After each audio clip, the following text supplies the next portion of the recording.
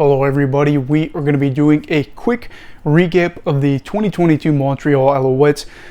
I know I've been lacking on these, but I have been getting some of them out a little bit more often as we get towards the previews, so I thought we would review Montreal's season today. So before we start, please make sure to subscribe to my channel if you're new to me, new to the CFL, whatever the case may be. I'd love to have you here along the way as I try to do this as a career.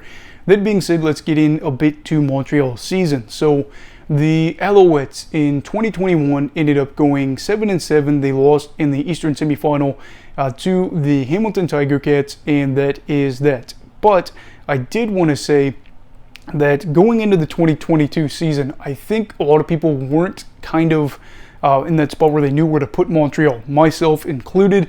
Montreal is a club that on paper going into the season had a lot of talent, but you also just have kind of seen, and this is going to be something that holds up, they're an average team in a lot of ways. In the win results and in general, they're a club that, hasn't really had a big ability in recent years to go on those really long win streaks. But for Montreal, they ended up going in the season and things started off poorly. They went 1-3. Corey Jones gets fired.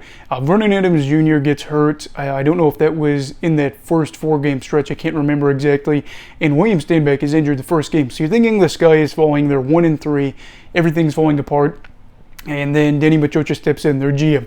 So for this is one of those things where you look at that 1-3 record and you say that is bad. But you have to remember they had a missed field goal by David Cote in that game against the Argos that would have given them the win. So they would have been at 2-2. And then also in the very first game of the season, they had a really big lead against the Calgary Stampeders. I don't remember if it was 21 plus points, but it was a pretty comfortable lead. They ended up blowing that lead and losing that game. So instead of being 1-3, Corey Jones probably wouldn't have got fired had some things worked differently. They would have been 3-1, but I digress. Anyway, they end up going along the rest of the way.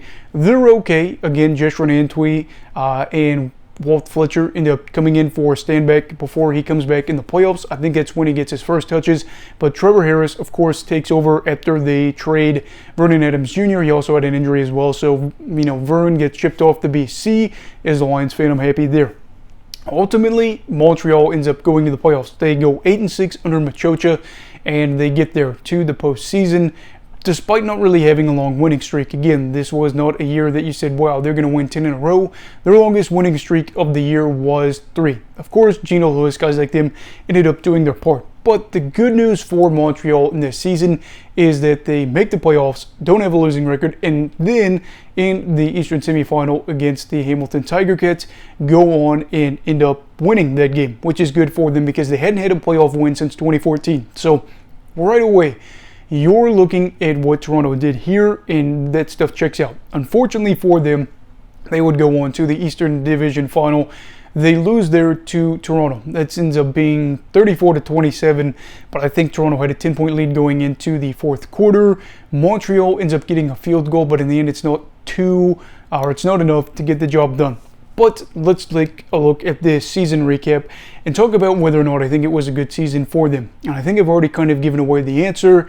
I think it was a success. You look at the fact that they lose their starting running back, a guy that has been one of the best running backs in the CFL since he arrived. He is out game 1, and I really don't think he makes any comebacks until later in the season, if not the playoffs. I think he might end up getting hurt again, so they make the best of that. Vernon Adams Jr. gets hurt as well. They fire their head coach. They've lost a lot of games in a way that they shouldn't. They bring in a guy, Denny Machocha, that has coached before, but it wants to be more of the GM role. They have their veteran quarterback go, and they end up going 8-6 and finishing 500. I think that right there in and of itself is a success.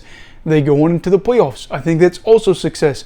They get their first playoff win since 2014. And also, if I remember right, in the first part of that game against Toronto, I think there was a turnover or 2 that went against them. They were that close to going on and playing in the Grey Cup. Now, exactly whether or not they would have done that, I don't know. Would they have gone on to beat Winnipeg like Toronto did? I also can't tell you. But I will say for a team that in the post-Anthony Calvillo eras, especially look at some of the seasons they had, like 2015, 2016, 2017, and I think 2018 was pretty rough too. They were not good. In fact, 2019, I also think that they were supposed to be pretty bad, and then Vern ends up coming in and just really pushing them there to the playoffs.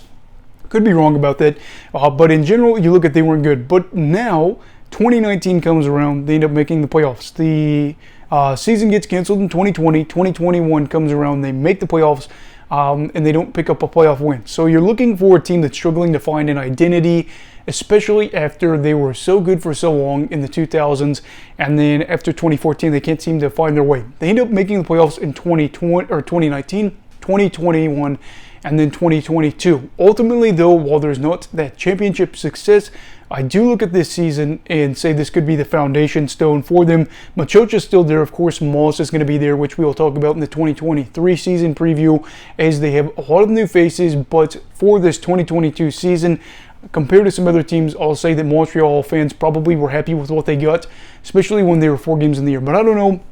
This is just a quick recap of the season, as I do it way later than I should have. I do apologize for that. That won't be happening again going into the recap for the next seasons, but for the previews, we'll get those done. Kind of why we're getting these recaps done pretty fast.